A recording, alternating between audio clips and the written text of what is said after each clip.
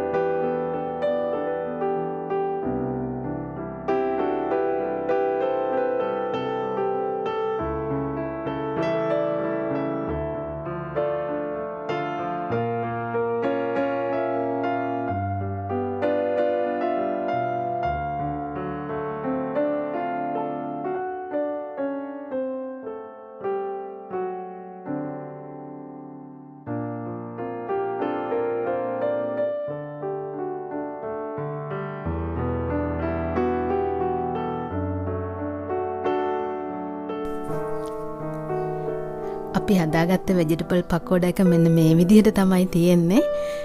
ඔයගලන්ට පුළුවන් මේකට ලුණු රස, මිරිස් රස ඔයගලන්ගේ රස අනුව දාගන්න.